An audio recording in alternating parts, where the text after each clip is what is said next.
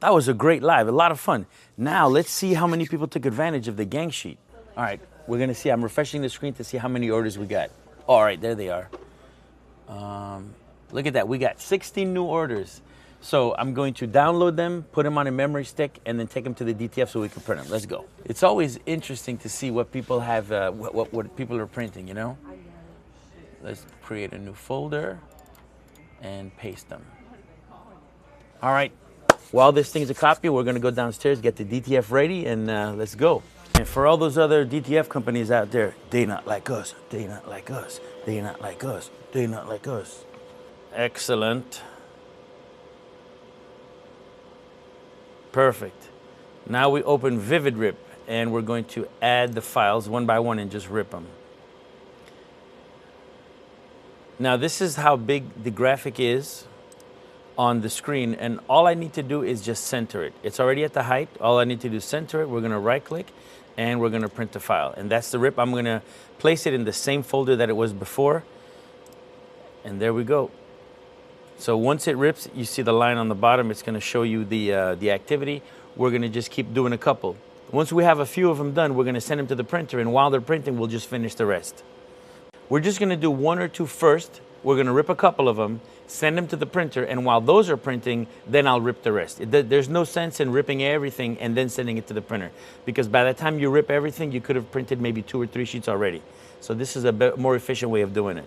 All right, while we're waiting for this one to rip, I am going to go into the Host & Soft and do one strong head clean, just to make sure that it's nice and ready for printing, and I'll do one nozzle check. So I could be doing all of this while we're ripping the first one, and then once it's done, it's just gonna be a train, just keep going, going, going. I've got my powder is already full, the paper is ready, the oven is at temperature, I've got all my settings ready. So I've got my dusting on 1, shaking on 5, and my belt on 1. The belt is going forward, it's on automatic. Everything is great, the cooling fan is on. It's all ready to go, perfect. There we go, it's cleaning the head. As soon as it's done cleaning, I'm going to advance the paper just a little bit and do one more nozzle check to make sure it's perfect. This is part of the routine that you do every morning before you start a run. And then once it starts, between every single sheet, it's actually gonna pause and do a head clean on its own and then run the next sheet.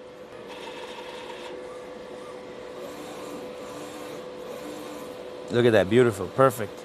You can see all the colors, the yellow, cyan, magenta, black, the white is perfect, we're good to go. So this person could have taken this and shifted them over and made them all horizontal and fit maybe 6 of them on one sheet. So this is a good example of when you have to try to maximize the gang sheet. They could have, see if 2 of them fit this way, you could have had 2, 2, and 2, and had 6 altogether. So there's a little bit of wasted space, and they're so far apart that you could have made a little bit more. But that's okay. That's why we're here. We're here for learning, right? So this is a great example of, it's a nice design, but you could have fit a lot more on that gang sheet. They could have put 1 more here. I'm not sure why they didn't. The gang sheet builder allows you to crop, and it will allow you to overlap images. So if you have a lot of space in between, it does allow you to overlap that blank space, and it will warn you, but as long as you know that there's nothing there, it's okay. This is the file, and we can just start printing it right now. While this is printing, I'm gonna go back to Vivid Rip and start my the next one. This is perfect, it's all nice and full. We just have to center it. Nothing to do, right click and print the file. And save. So now it's just a matter of rinsing and repeating.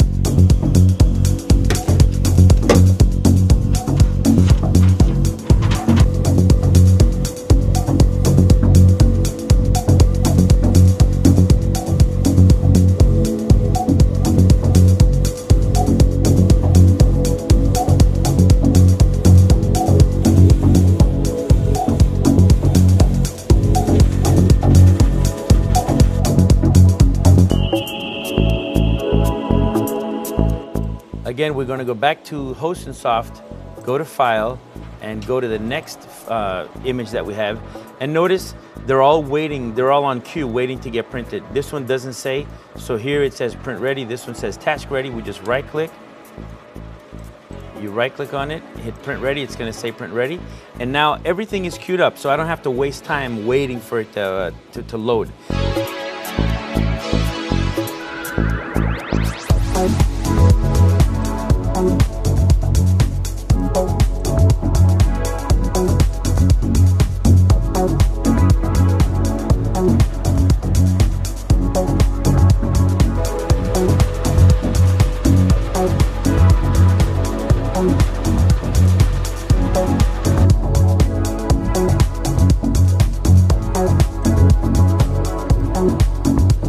Here's a great example of when you want to remove the background from an image. I'm not sure if Miss Mixandra wanted to have all this white, because I can't imagine her trying to cut all this out and making it work. Now on this Indiana image, I could see them putting these little stickers on tote bags or something like that. So for this one, I'm not too worried about it. But for this one in particular, I don't think they want the background. So in VividRip, all we have to do is select the image, which is selected, go to Tools, hit Knockout Color, and with the little, what is that called, the little dropper, I'm gonna click on the white background and it's gonna remove all the white. Now, hopefully, I think she's gonna put these on a white shirt, because the white will then let you see all the accents and let them show through. So I believe this is what she wants. I will make the exception. Hopefully I'm not wrong. But now that we have the white removed, I can then rip it. And I think this is a much more acceptable image than what I had before.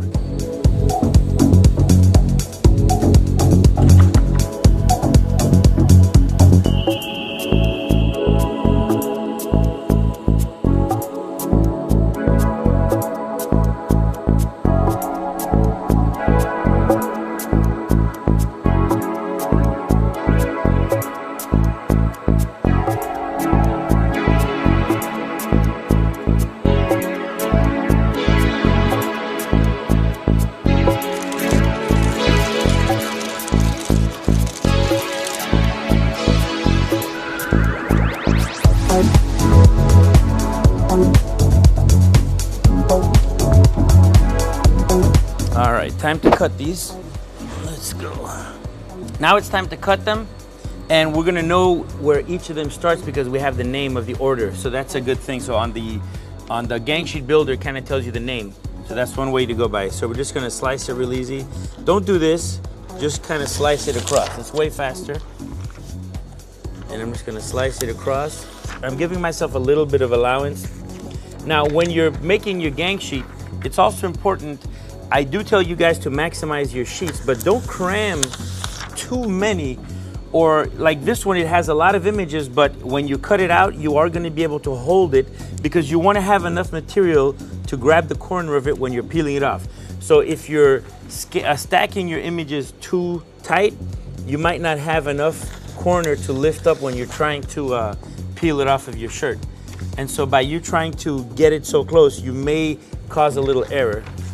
So when you do, like, these are perfect. There's gonna be just a little bit of material left that you can grab onto. So that's about an inch spacing.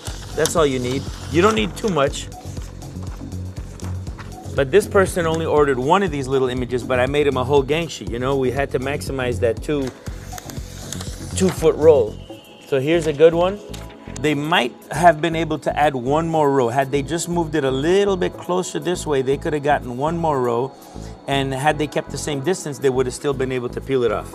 But otherwise, this is a good gang sheet. So it's like we're grading the gang sheets as we do them. This is another good one. You have enough space to grab the edges. And this is great. If you don't have your own machine, you can always just have us print them for you.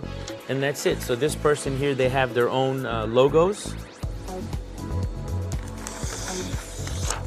Now we're just gonna roll them up and put them in the tube, and that's it. And one thing, I like to leave the name on top so that when the order is closed, I know who it belongs to.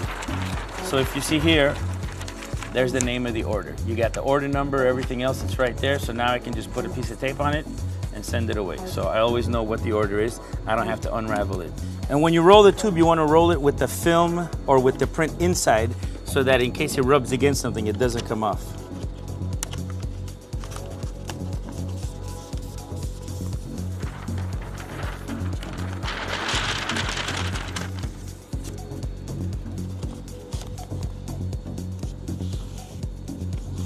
Pro tip, bend the tape a little bit like this before you tape it, because this is a real pain to get it off the film. So when the customer gets it, they'll be able to lift this off and peel it off with no problem.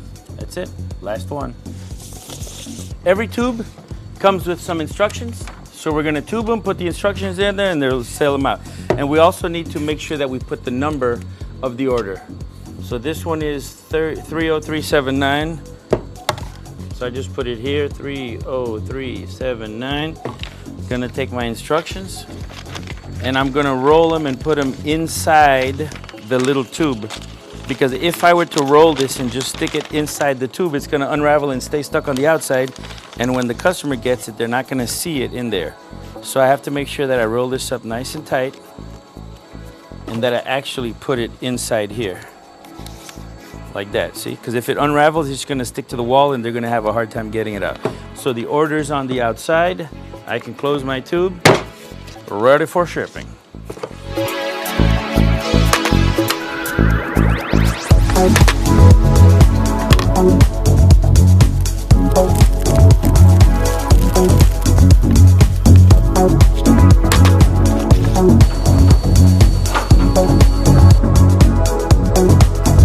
The prints are in logistics hands, so now it's time for me to get this ready for tomorrow. So overnight, I'm gonna move the head over to the left. And this is something that you wanna do after every print or when you finish all your prints. Even if I'm not gonna print anything for a couple hours, I'm gonna take some of the capping solution or the moisturizing fluid, and I'm gonna fill up this little cap.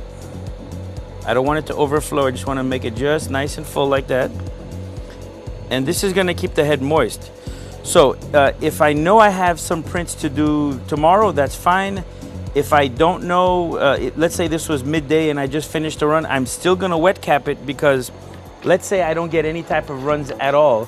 So I could leave it like this knowing that it's gonna be safe and it's not gonna get dry. So now I hit enter, the head's gonna come back, and this little table is gonna go right up and protect it. So now I can go to my desk, leave, go home, and I know that the machine's gonna work well tomorrow. So that's it, guys. Make sure you like, share, subscribe, and hit the notification bell so you know when we're coming out with the great content.